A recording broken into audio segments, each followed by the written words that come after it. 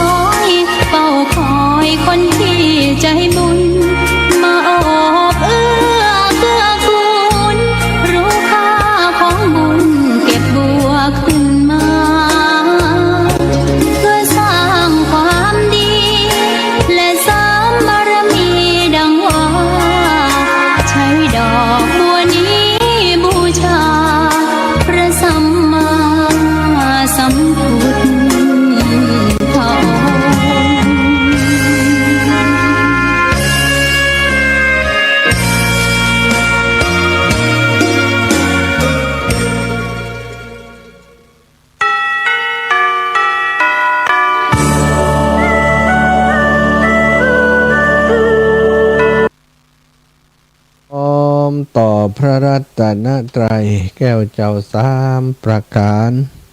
น้อมเอาคุณพระพุทธเจ้าคุณพระธรรมเจ้าคุณพระสังฆเจ้าคุณพระอรหันตเจ้าอริยสงฆ์เจ้าจุตนจุองค์ ได้เมตตาแผ่บารมีมาโปกเก่าเกษาปกห่มรักษาครูบาอาจารย์พระมหาเถระ พระเถรานุเถระเปื่อนสหธรรมิกสหพรหมจารีทุกรูปทุกองค์ปกห่มรักษาศรัทธาสาธุชนคนดีเท่าแก่อีป่ออีแม่ตั้งหลายทุกท่านทุกคนที่ติดตามรับฟังรายการสารธรรมยามค่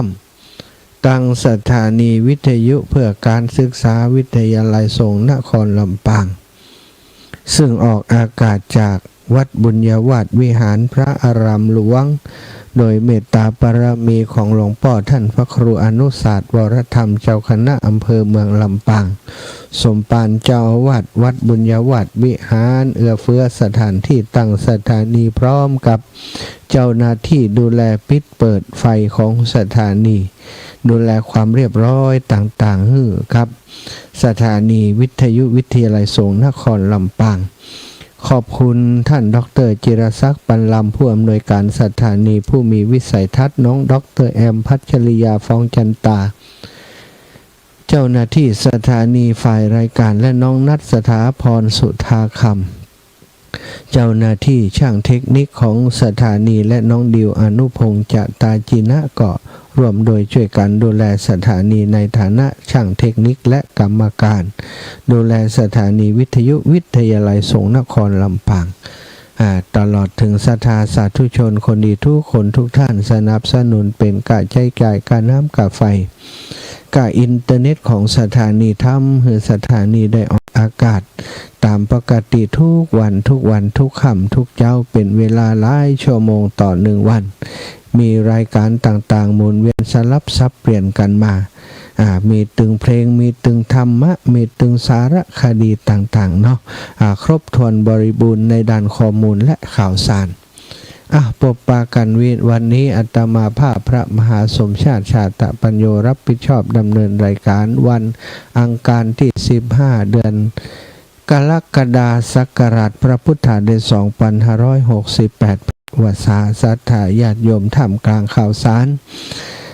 เกี่ยวกับวงการคณะสงฆ์ท่ามกลางข่าวสารของบ้านเมืองความขัดแย้งต่างๆมากมายเนาะในแต่ละวันอีดอ่อนหัวใจศรัทธาท่าฟังทุกข่าวทำความเข้าใจหรือว่าเดือดร้อนไปทุกข่าวก็จะทุกใจวันตั้งแต่เจ้าถึงค่ำเนาะพ่องก็ดูทีวีก็มีข่าวสารพัดสารพันทำให้ทุกใจเอาละก่อนที่จะนำสารธรรมมาสนทนาอุจาวันนี้ก็จะปาศรัทธาตอมจิตตอมใจทำจิตทำใจให้ใสทำใจให้สะอาดให้ยุดให้นิ่งเนาะระงับเรื่องคุณมัวตั้งหลายโดยบทสวดมนต์ทำวัดเย็นณโอกาสบัดนี้กราบพระพร้อมกันกราบหนึ่งพุทโธเมนาโธกราบสองธัมโมเมนาโธกราบสามสังโฆเมนาโธอิมินาสากาเรนาพุทธังอภิปูชยามิอิมินาสากาเรนะธัมมังอภิปูชยามิอิมินาสากาเรนะสังฆังอภิปูชยามิอะระหังสัมมาสัมพุทโธภควาพุทธังภคะวันตังอภิวาเทมิกราบสวากขาโตภควตาธัมโมธัมมังนะมัสสามิกราบสุปฏิปันโนภควโตสาวกสังโฆสังฆังนามามิกราบนะโมตัสสะภะคะวะโตอะระห ะโตสัมมาสัมพุทธัสสะนะโมตัสสะภะคะวะโตอะระหะโตสัมมาสัมพุทธัสสะนะโมตัสสะภะ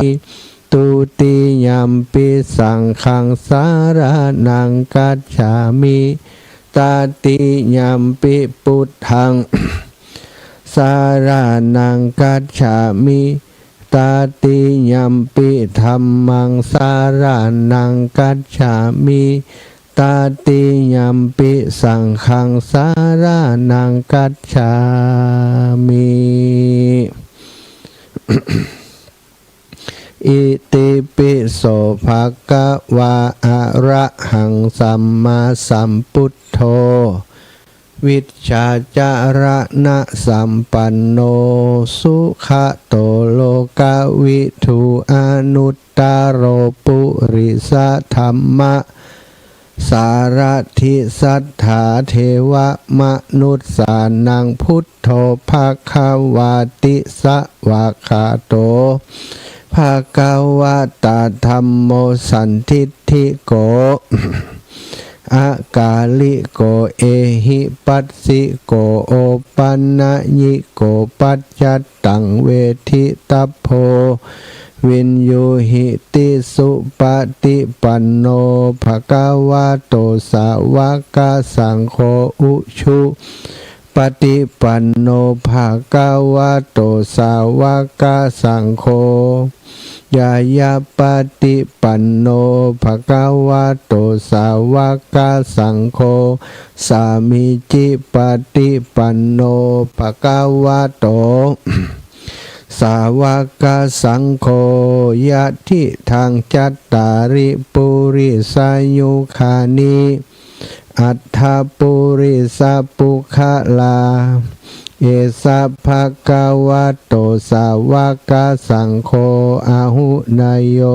ปะหุนายโยทักขินายโยอัญชลิกะระนิโยอนุตตรังปุญญเขตังโลกัสสาติกราบพระพร้อมกันเน้อศรัทธาญาติโยมทั้งหลายกราบหนึ่งพุทธังวรันตังศิรสานะมามิกราบสองธัมมังวรันตังศิรสานะมามิกราบสามสังฆังวรันตังศิรสานะมามิไหวพระสวดมนต์กราบพระนพธรรม ตามวัดปฏิบัติกิจวัตรที่เราได้ทำกันทุกวันเวลาเข้ารายการอาตมากอดปาสัทธาสวดสัทธาญาติโยมอยู่ทางบ้านก็รออาจารย์ปาสวดเนาะเรียบร้อยแล้วนะต่อไปก็จะได้นำเรื่องราวต่างๆมาสนทนาอุจาในรายการสารธรรมยามค่ำในวันนี้แสดงความเสียใจกับครอบครัวของโยมแม่สายชนพุกทองโยมแม่สายชนพุกทองได้สูญเสียผู้เป็นสามิกาสามีโยมป่อร้อยตรีประยุทธ์พุกทองเนาะโยมป่อได้เป็นผู้ติดฟังรายการสารธรรมยามค่ำทุกวันตอนที่ยังมีชีวิตอยู่แล้วก็ได้ร่วมให้ร่วมหอมสมทบในกองบุญกองกุศลโครงการต่างๆที่อาตมาภาพทำมาโดยตลอดบรรนักกันน้อยที่ได้ยินได้ฟังแล้วนะโยมป่อก็หอมมาโดยตลอดซึ่งโยมป่อนั้นได้เป็นผู้ป่วยติดเตียงนะเกี่ยวกับเรื่องของอัมพฤกษ์อัมพาตนั่นนะศรัทธาญาติโยมล้มป่วยลงเป็นเวลา7-8 ปีเนาะที่ได้เป็นผู้ป่วยติดเตียงช่วยเหลือตัวเองบ่ได้ความสุขในชีวิตที่มีนะก็คือความการเอาใจจากใส่จากครอบครัวลูกหลานโดยเฉพาะผู้เป็นภรรยาโยมแม่สายทองโยมแม่สายทองพุกทองเนาะมึงแม่สายชนพุกทองที่ได้อย่างใกล้ชิดมาเป็นเวลาตั้งแต่อยู่ด้วย ร่วม40 ปีสถาก็ดูแลกันมาโดยตลอดวันนี้โยมปอได้จากไปเมื่อคืนที่ผ่านมาโดยอาการอันสงบนะตอนเจ้าโยมแม่ก็ยังทักข้อความเข้ามาว่าโยมป้ออาการนักนอส่งรูปภาพมาให้ดูบัดได้ฟังธรรมะแล้ววันนี้นอนอยู่โรงพยาบาลมา2-3 คืนละวันนี้ชีพจรเต้นช้าลงนะเป็นห่วงอยู่ตอนเจ้านี่โยมแม่ก็ไลน์มาบอกอีกครั้งหนึ่งว่าตะวาเนาะแต่ฝากข้อความไปก็อวยพรให้โยมปอได้หอมได้หายเร็วๆนะได้อยู่สุขสบายเร็วๆเจ้าวันนี้เปิดไลน์มาบอกว่าเสียชีวิตแล้วโดยอาการสงบที่โรงพยาบาลศูนย์นครลำปางสถาละวันนี้เนาะความที่โยมป่อเปิ่นหุ่มฟังธรรมแล้วก็ชอบฟังธรรมปืนเมืองที่อาตมาเทศนะเทศงูปลาเปิ่นก็ชอบฟังแล้วก็คือกำลังใจบอกโยมแม่ว่าฟังที่ท่านอาจารย์สมชาติเทศคำเมืองเข้าใจดีนะอยากคือเป็นเทศบ่อยๆนะอาตมาก็บ่ค่อยได้เทศบ่อยเพราะส่วนใหญ่ก็จะเป็นธรรมะบรรยายเสียส่วนมากเนาะเอาวันนี้ก็ถือว่าถึงแม่โยมป่อจะเสียชีวิตไปแล้วก็คิดว่าจิตดวงวิญญาณของท่านก็คงจะปกตินั่นแหละถึงเวลานี้เนาะจะฟังธรรมก็คงจะซ้อหาฟังธรรมโดยหูอันเป็นทิพย์ของเปิ้นป่อจะอยู่ทิศะที่แห่งหนตำบลใดเนาะวันนี้ขณะเวลานี้ที่จัดรายการอยู่นี่ก็ขอส่งบุญทุกอย่างทุกประการที่อาตมาภาพสังสมอบรมผ่ำเพลงมาคือกับโยมป่อเนื้อร้อยตรีประยุทธ์พุกทองคือป่อไปสู่สุขติในสัมปรายภพก็จัดเทศธรรมนี้อุทิศเป็นบุญเป็นกุศลให้กับโยมป่อโดยศรัทธาญาติโยมอยากจะอุทิศธรรมอุทิศธรรมผูกนี้ไปให้ญาติทั้งหลายเนาะที่เปิ่นหลวงรับมาลัดนาไปสู่ปาราโลกไปหน้าก็สามารถเป็นเจ้าภาพด้วยกันได้เนอะใส่ขันใส่อายังไว้เป็นการเทศการทำยกโต๊ะยกตำเวลาเทศแล้วติพระประธานพระพุทธรูปในบานในจ้องวันผูกวันฮือใส่บาตรกายะยังกาเนาะก็เอาปัจจัยนี้ใส่บาตรถวายเป็นการน้ำกับไฟวัดไกลบานของท่านนะก็ถือว่าเป็นการปูชากันเทศแล้วอุทิศบุญไปให้ญาติทั้งหลายได้เหมือนกันเนาะละพร้อมแล้วเนอะนะโมตัสสะภะคะวะโตอะระหะโตสัมมาสัมพุทธัสสะเอวัมเมสุตังเอกังสามะยังภะกาวาสาวันทิยังวิหารติเจตวะเนอนาถาปินดิกาสะอาราเมอะทาโคอัญญาตราเทวตาอาภิกันตายารันติยาอาภิกันตะวันนาเกวรากัปปังเจตวันนังโอภาเสตัวเยนาภะกวาเตนุเอกมันตังทิตาโคตาเตวตาภะกะวันตังกาทายาอาชะภาสีเอวัมเมสุตังอาทิกังนิตาวะวะจานังกัมมิต้นว่าเอวัมเมสุตังนี่เป็นกัมนิตานาวัจจานัง แห่งมหาอานันตเถรเจ้าตนมีอายุมีมือถือตาลาปันอันลิศนาแล้วด้วยกันงานั่งเหนือธรรมอัสนา แล้วกล่าวแก่อาละหันตาเจ้าทั้งหลายได้500พระองค์มีพระมหากษัตริย์ปาเถระเจ้าเป็นประธานในเมื่อพระธรรมสังกายนาทำหัวตีวันนั้นว่าสันนิกัสสปะเถโรคาแต่พระกัสสปะเถระเจ้าอิตังสุตตังอันว่าสูตรอันนี้มะยาอันขาตนชื่อว่าอานันตะหากได้สาดับรับฟังเอาแต่ข้าอุบแก้วเก่าคือปากแห่งพระพุทธเจ้าด้วยตะวาระวิถีจิตแห่งตนแต่ดีหลีดังเฮาจากวินจัดจะนาธรรมมเตสนาเมื่อนานีเตอนักผาดผู้มีพระยาเปิงหูดังนี้เตอเอกังมักวากเอเกนะกาเลนายังมีในกะระขาบหนึ่งพระพุทธเจ้าแห่งเราเมื่อยังทรมานอยู่สำราญในป่าเจตวันนะอารามแห่งนายอนาถปิณฑิกามหาเศรษฐีอันมีในที่จิมไกลเมืองสาวัตถีราชธานี เมื่อนั้นยังมีพระมณะผู้หนึ่งฉลาดด้วยโวหารสัพพัญญูตญาณพระพุทธเจ้าแห่งเฮาอยู่ในฐานะที่ใดมันก็เข้าไปในที่นั้น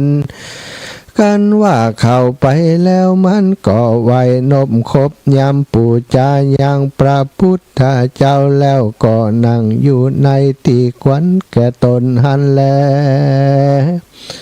ก็กล่าวซึ่งกับพุทธเจ้าว่าสันนิปันเตภะคะวาคาแด่สัพพัญญูพระพุทธเจ้าคนยิ่งใจตั้งหลายก็ดีเต้าพญาก็ดีเขาเกิดมามีวันนะต่างกันมีชีวิตก็ต่างกันมีรูปโฉมนมพานวันนะก็ต่างกันโดยภาละวิบากอันใดจะคนล่างพ้องเกิดมามีรูปโฉมนมพันวันนะอันเรางามล้วนทวนจุแห่งล่างพ้องเกิดมามีรูปอันผางร้ายโดยภาละวิบากอันใดจะล่างพ้องเกิดมาได้เป็นเต้าพระยาได้สะเวยสัมปัตติเข้าของอันมากนักล่างพ้องเกิดมาตุกไรเข็นใจหาเข้าของบ่ได้โดยภาลาวิบากอันใดจะล้างพ้องเกิดมามีบุญสมปานอันมากนักล้างพ้องเกิดมาหาบุญสมปานบ่ได้ด้วยภาละวิบากอันใดจะล้างพ้องเกิดมาพระกอบไปด้วยเข้าของสัมปัตติอันมากหนักล้างพ้องเกิดมาหาเข้าของบ่อใดด้วยภาละวิบากอันใดจะล้างพ้องเกิดมามีเนื้อตนอันเรางามล้วนทวนจุแห่งจุติล้างพ้องเกิดมามีเนื้อตนอันผังรายล้างพ้องก็มีภาละวิบากอันใดจะล้างพ้องเกิดมาได้เข้าของเตื่อเล็กเตื่อน้อยล้างพ้องเกิดมาได้เข้าของอันมากหนักโดยภาละวิบากอันใดจะล้างพ้องเกิดมามีเปียที่โลกามาเบียดเบียนล้างพ้องเกิดมาหาปญาติโลกาบ่ได้โดยภาละวิบากอันใดลางพ้องเกิดมามีอายุสั้นและมีเปียทิอันมากนักโดยภาละวิบากอันใดจะข้าแต่พระพุทธเจ้าโห คนลางพ้องเกิดมาตุกไรเข็นใจหาเข้าของบ่ได้ป้อยมีอายุอันยืนด้วยพละวิบากอันใดจะลางพ้องเกิดมาสุขเมื่อหนุ่มเมื่อเฒ่าเป็นตุกล้างพ้องเกิดมาตุกเมื่อหนุ่มเมื่อเฒ่าก็มีความสุขโดยภาละวิบากอันใดจะล้างพ้องเกิดมาเป็นตุกต่อเต้าเท่าล้างพ้องเกิดมาเป็นสุขต่อเต้าเท่าก็โดยภาละวิบากอันใดจะล้างพ้องเกิดมาหาข้าศึกบอดได้ล้างด้วยข้าศึกอันมากะทำลายแก่ตนโดยภาละวิบากอันใดจ้าล้างพ้องเกิดมาเสียภาสัตตาล้างพ้องเกิดมามีภาสัตตาอันแจ้งใสบัวหลีสุดด้วยภาละวิบากอันใดจ้าล้างพ้องเกิดมามีหูอันแจ้งใสบัวหลีสุดล้างพ้องเกิดมามีหูอันหลึงด้วยผลวิบากอันใดจ้าโค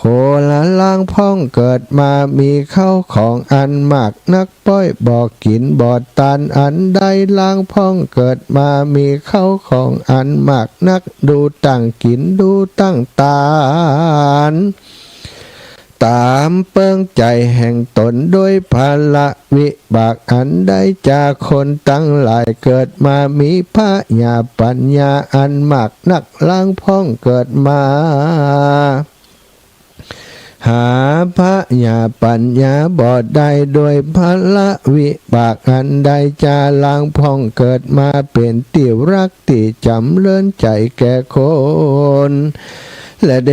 วดาตั้งหลายล้างพ้องเกิดมาเป็นติจังแก่คนและเทวดาตั้งหลายโดยภาละวิบากอันใดจ้าล้างพ้องเกิดมาเป็นติสักการะปูจาแก่คนและเทวดาตั้งหลายล้างพ้องเกิดมาหาลาภสักการบ่ได้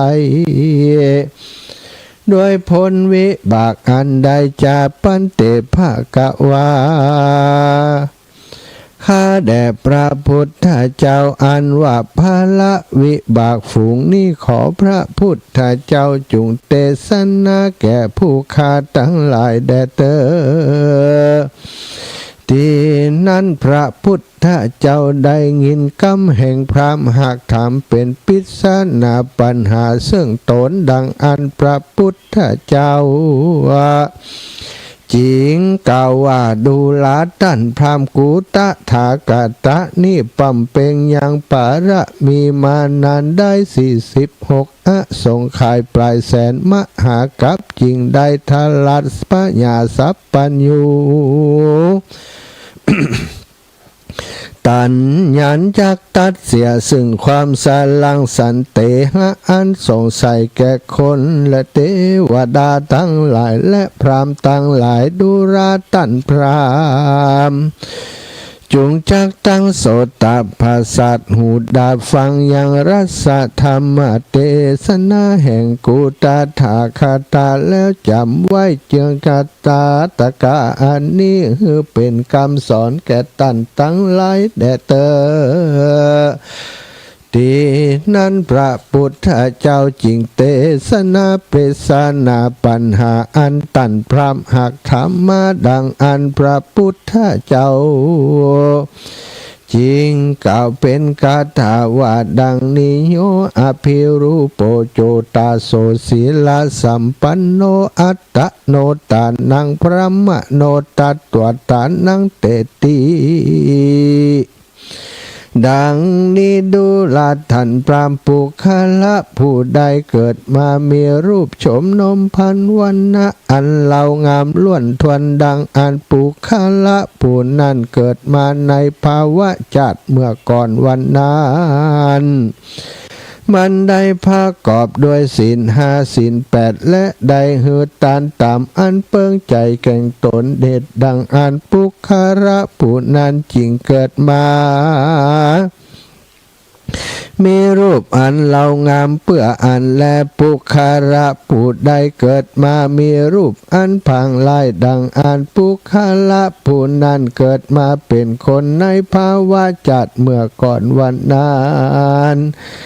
มันบ่ได้หือตานแก่ผู้มีศีลบริสุทธิ์เหตุดังอันปุคาระผู้นั้นจึงเกิดมา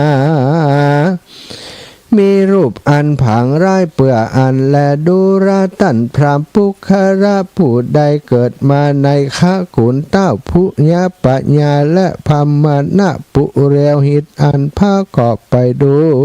วย เข้าของอันมากนัก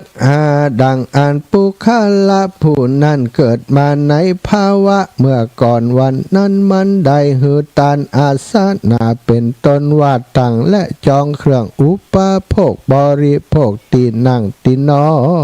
น เสื่อสารหมอนอาสนาหือเป็นต้นเหตุดังอันปุคาละผู้นั้นมันเกิดมาเต่าผ้ากอบไปด้วยเข้าของอันผ่าเสดเปื้ออันแลปุคาละผู้ใดเกิดมาในข้ากุนอันทุกข์ยากไรเข็นใจหาเข้าของบ่ได้ดังอันปุคาละผู้นั้นเกิดมาเป็นคนในกาละเมื่อก่อนวันนั้นมันบ่ได้หือตานเสือสัตว์อาสนะอันใดอันหนึ่งเป็นต้านสักอันเหตุดังอันมันเกิดมาจริงเป็นคนทุกข์ไร้เข็นใจเปื่ออันและดูราตันพามปุคาละผู้ใดเกิดมามีเข้าของสัมปติอันน้อยดังอันปุคาละผู้นั้นมันเกิดมาเป็นคนในกาละเมื่อก่อนวันนั้นมันมีเข้าของอันมากนักแต่ได้หือตานเตือนเล็กเตือนน้อยเหตุดังอันปุคาละผู้นั่นเกิดมามีเข้าของอันน้อยเพื่ออันและปุคาระผู้ใด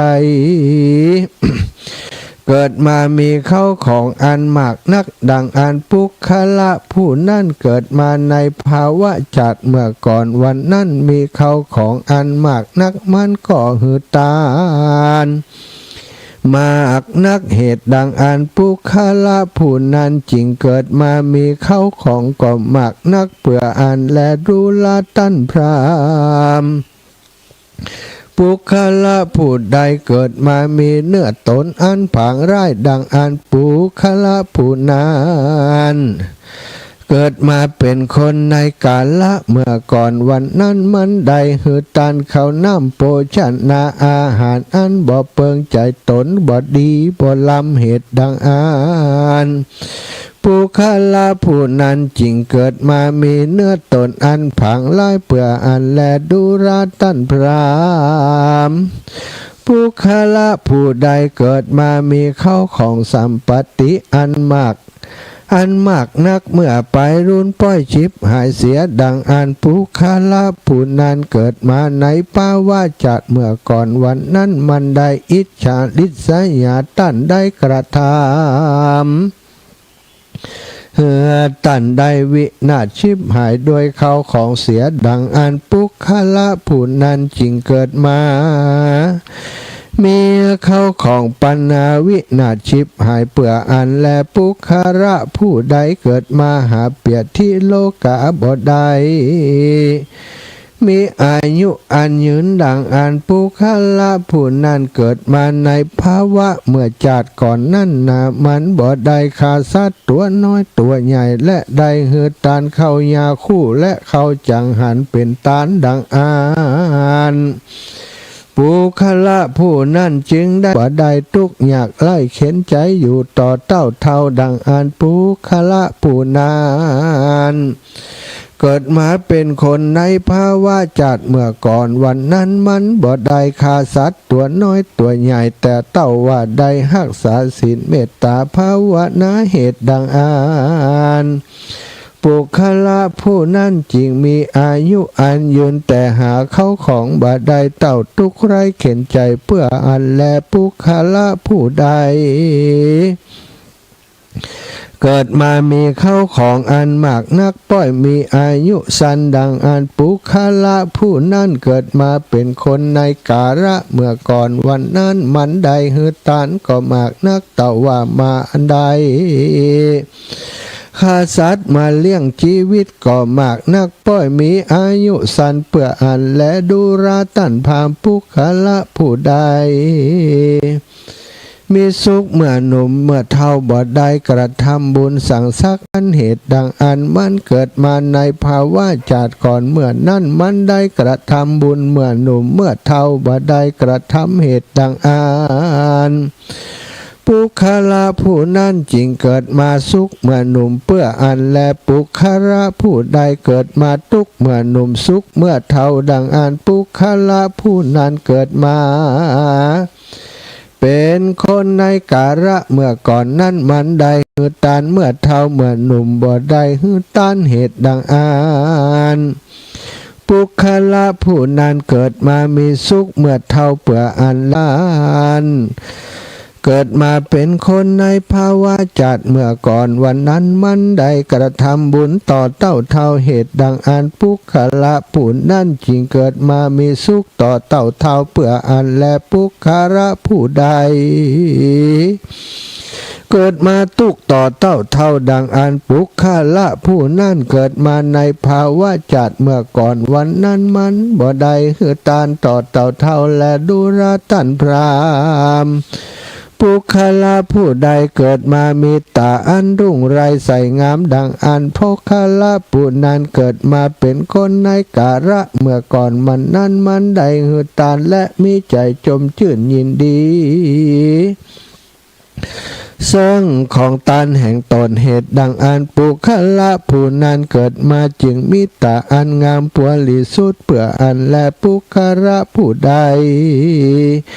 เกิดมามีตาอันผังไล่และมีสายตาอันสันบอดปุคละผู้นั้นเกิดมาเป็นคนในภาวะจัดเมื่อก่อนวันนั้นมันเมื่อเหตุการณ์ใดมีใจอันเกียงเกียจและหันยาจกมาขอตานก็ทำเหมือนบ่หันเหตุดังอัน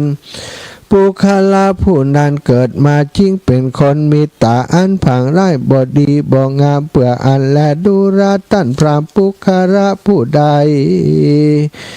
เกิดมามีเขาของอันมากนักและป้อยบ่มีใจไข่หือตานป้อยตระหนีไว้จักกินใจใจเตตานบ่ได้ปุคละผู้นั้นเกิดมาเป็นคนในภาวะจาดเมื่อก่อนวันนั้นมันหันเปิ้นหือตานมันก่อหือตานแล้วป้อยบ่มีใจเชื่อยังพละอานิสงส์แห่งตานอันนั่นเหตุดังอันจริงเกิดมามีเข้าของอันมากนักป้อยบ่มีใจหิวกินหุมตานดูราตันพรามปุคละผู้ใดเกิดมามีพระญาปัญญาอันชะเหลียวชะหลาดมากนักมันเกิดมาในภาวะจัดเมื่อก่อนวันนั้นมันได้เหียนตามอันใดหูกุนอันใดมันก็บอกกล่าวเพื่ออันแล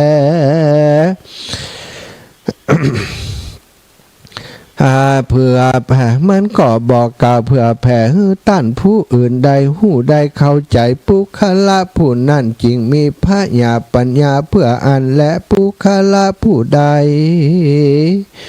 เกิดมาเป็นคนหาพระญาปัญญาบ่ได้บาใบตุนจ้าหาความชะเหลียวชะหลาดบ่ได้ปุคละผู้นั้นเกิดมาเป็นคนในกาละเมื่อก่อนวันนั้นมันได้เฮียนทำอันใดหูกุลอันใดแล้วหุ่มหีไว้บอกกล่าวสั่งสอนแก่ตันผู้อื่นปุคละผู้นั้น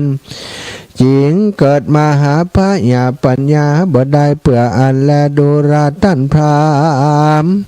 ปุคละผู้ใดเกิดมาเป็นที่ฮักจำเริญใจแก่ท่านผู้อื่นเกิดมาเป็นคนไกลกาละเมื่อก่อนวันนั้นมันมีใจเอ็นดูคุณนาฮักไข่ผู้อื่นและจักกระทำไร้ผู้อื่นโดยกายวาจาหือตันได้ต่ำก้อยน้อยใจก็หาบ่ได้สักอันแลเหตุดังอั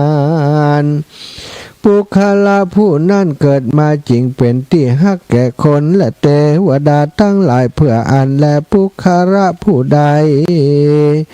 เกิดมาเป็นที่จังแก่คนและเทวดาทั้งหลายปุคละผู้นั่นเกิดมาเมื่อก่อนวันนั้นมันเตี้ยนย่อมกล่าวกำหยาบจ้ากล้าแข็งแก่ต้านผู้อื่นและกักกระทำไล่ต้านผู้อื่นหือใดต่ำก้อยน้อยใจเหตุดังอ่านปุคละผู้นั่นเกิดมาจริงเป็นที่จังแก่คนและเทวดาทั้งหลายเพื่ออันแลดู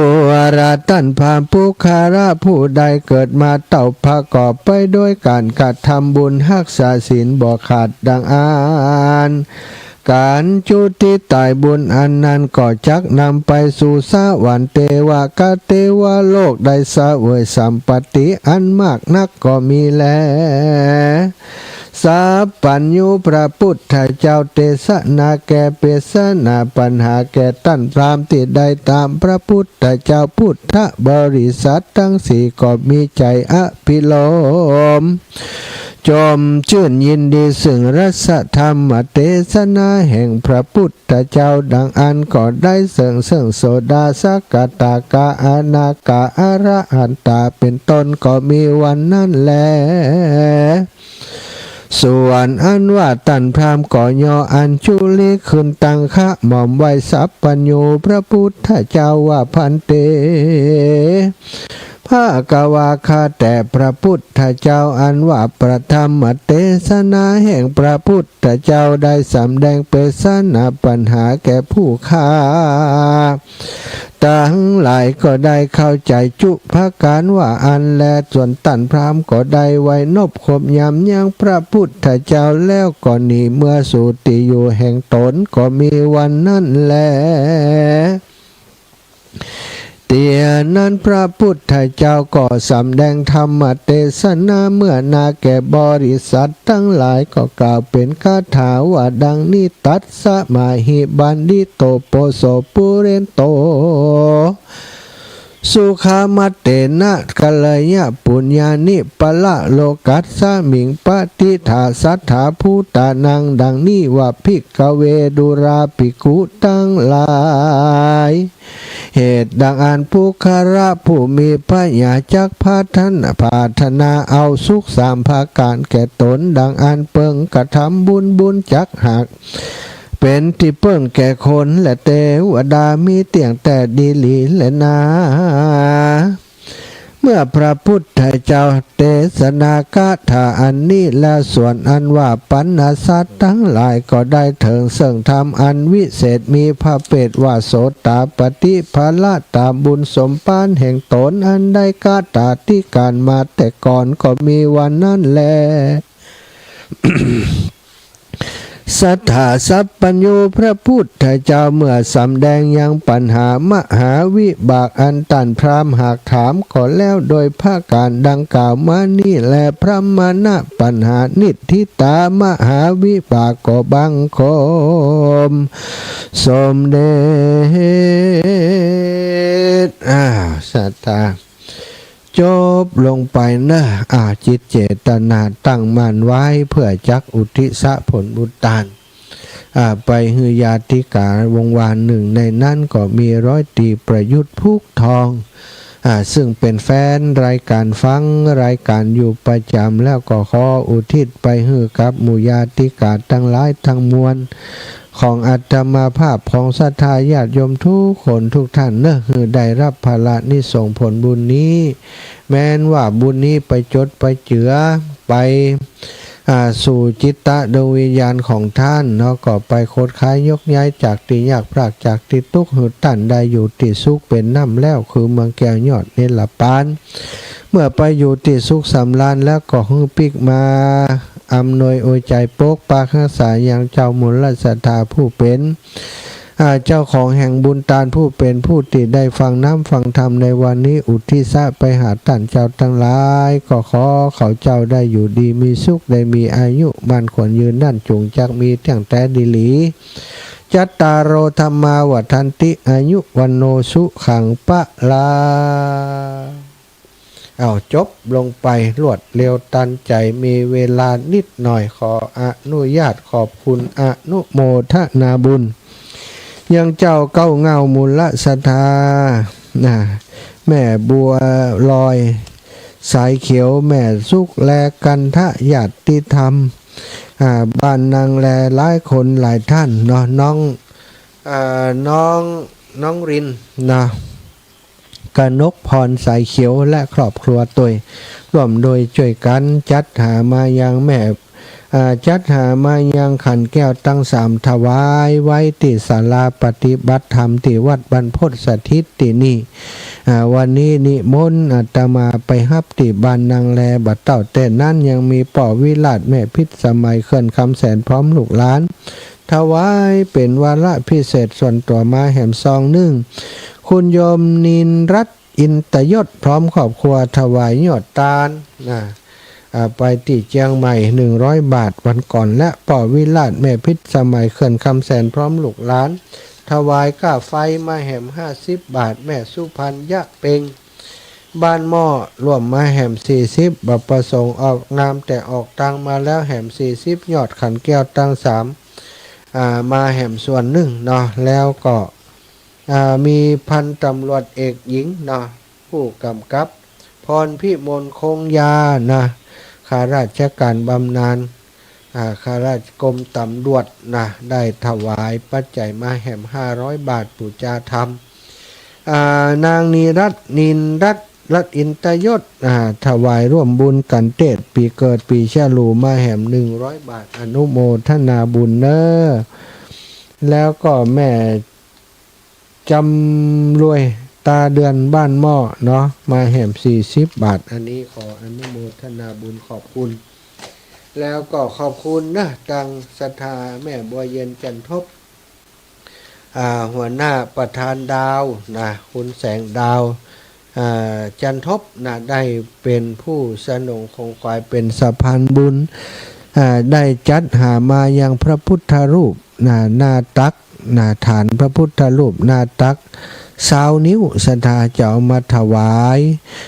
ประดิษฐานไว้ที่ศาลาปฏิบัติธรรมบำเพ็ญบุญที่วัดบรรพตสถิตที่อาตมาภาพได้ใจเป็นสถานที่ทำวัดสวดมนต์ที่หน้ากุฏิที่นี่เนาะเป็นศาลาที่ท่านอาจารย์หลวงพ่อพระครูสิริธรรมวิพัฒน์หลวงพ่อเจ้าศรีอ่องและก็ท่านอาจารย์พระมหานพดลเมื่อครั้งคราวมาอยู่ที่กุฏิหลังนี้ที่อาตมาอยู่ปัจจุบันก็ใจเป็นสถานที่สวดมนต์พระพุทธรูปที่เหมาะสมกับศาลายังบ่มีเตื้อท่านอาจารย์ใหญ่จะฮือยกองค์ใหญ่ๆมามันใหญ่ล้ำไปสูงล้ำไปโอ้บ่ไหวบ่ได้สถานที่มันต่ำมันแคบก็เลยไปพอที่ร้านอานนท์เนาะคุณโยมโดยมีคุณโยมแม่บัวเย็นแล้วก็ประธานแสงดาวคือไปพอไปนี่มาก็ไปยื้อพอเปิ้นบอกว่าจะมีเจ้าภาพดูแลฮื้อเนาะที่แรกก็พอ9 นิ้ว12 นิ้วว่าบอกอีปอละราคามันปอสูงปอแปลงต่อใดก็พอดีไปถ่ายรูปถึง9 นิ้ว12 นิ้วและ20 นิ้วมาคือเปิ้นพอโอ้เปิ้นไปเปิงใจ20 นิ้วนะเอาลาดตายแล้วถ้าเอา20 นิ้วต้องหาโต๊ะหมู่อันใหม่ตีบฐานชุกชีฐานวางพระพุทธรูปอันใหม่วันนี้ก็เลยไปแอวดูที่ร้านบุญมีสังฆพันธ์ที่บ้านนางแลเป็นแหล่งผลิตราคาต้นทุนราคาที่เปิ่นผลิตบ่ใช่ราคาส่งไปพอแล้วก็เปิ้งใจว่าโอ้หลุ่นตีหลวงป่อจากอยุธยาเปิ้นสั่งมามันเป็นฐานสูงแล้วก็แข็งแรงดีไปถามเปิ้นว่าราคาต่อใดโอ้14,000อาจารย์ถ้าอาจารย์จะเอาจะสั่งนี่ลดไตก่อนอาจารย์อันนี้ผมบักกล้าบอกราคาอันขายปีกอันนี้เป็นราคาที่เปิ้นมาสั่งผมจูเนี้ย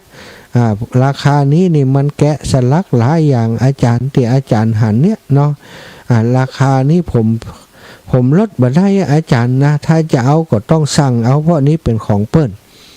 มันไปเปิ้งใจอันนั้นศรัทธาก็เลยได้สั่งเปิ้นเนาะ มัดจำไปแล้ว4,000สรุปแล้วก็คือ ต้องเอาละมัดจำไปแล้วเนาะโต๊ะหมู่ปูชา7โต๊ะหมู่7ฐานสูงสถาไม้ซักทองอย่างดีตกราคาที่14,000 บาทหันแล้วก็จับใจเปิงใจพระพุทธรูปก็ประมาณ10,000 ปลายนะศรัทธาเอาไปเอามาทุกขลาภ ได้พระพุทธรูปมาต้องไปหาฐานประดิษฐานเปิ้นราคาใกล้เคียงกัน10,000 ปลายเหมือนกันเนาะอันนี้14,000อันนั้นประมาณ17,000 18,000นะจะได้หรือบ่ได้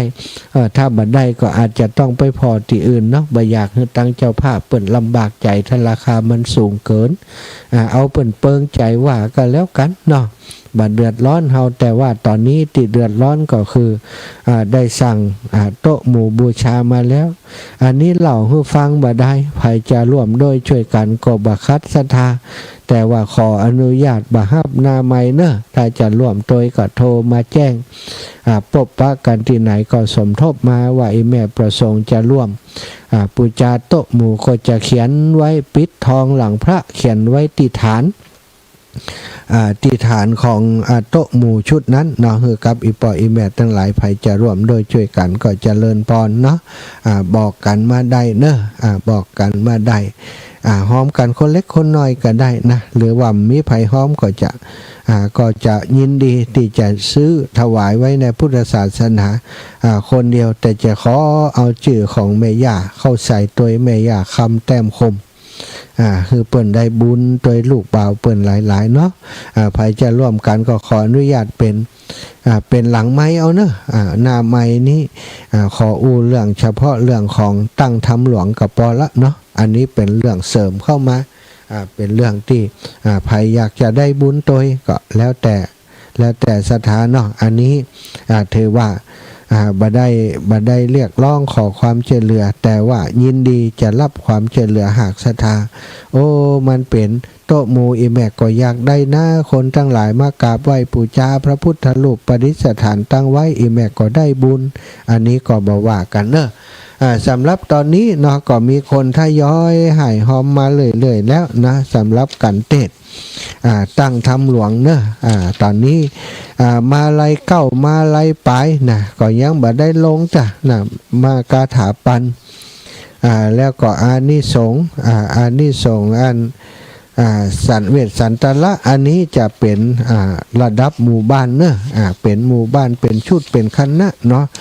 มาเป็นหมู่บ้านเป็นชุดเป็นคณะนี่ถือว่าเป็นผูกรวมเนาะสำหรับการตั้งธรรมหลวงนี่เป็นผูกรวมผูกที่มีความจำเป็นมีความสำคัญเป็นเรื่องประวัติของการตั้งธรรมหลวงที่มาที่ไปเป็นอย่างใดก็จะเป็น4ผูกด้วยกันอันนี้เป็นผูกรวมศรัทธาญาติโยมนะก็มีหลายตั้นหลายตีหลายแห่งด้วยกัน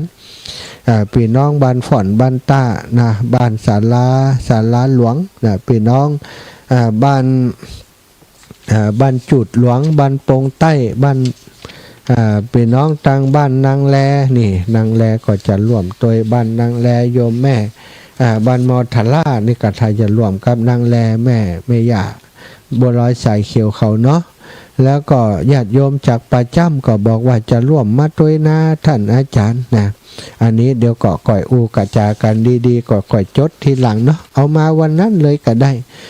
ส่วนกันต่างๆตอนนี้เนาะทศพรเนอะกันที่1ที่2ที่3ภัยเกิดวันอย่างก็ว่ากันไปเนาะเดี๋ยวจะได้อูวันอื่นเอาก็ได้สำหรับกันต่างๆแล้วก็ที่เปิ่นให้หอมไม้เป็นเจ้าภาพกันนู่นกันนี้เดี๋ยวก็ประกาศให้ทราบทีหลังเนาะตอนนี้ป่อบุญทาทีละโพน้องจำเนียนทีละโพโยมน้องสายนาทีเนาะก็ได้ร่วมมาละ1กันนะแล้วโยมรถสุคนโยมรถสุคนหรือว่าโยมน้องเอสอินตยศนะเปิ้นก็ได้ร่วมมากับญาติพี่น้องของเปิ้นเห็นว่าอาจจะได้2กันนะทุกปีก็แล้วแต่เนอะดูกันไป แสนยศเนาะลมยศสุคนแสนยศไปใจอินตายศเอาละศรัทธาวันนี้ถ้าจำมีเวลาเปิดสายแล้ว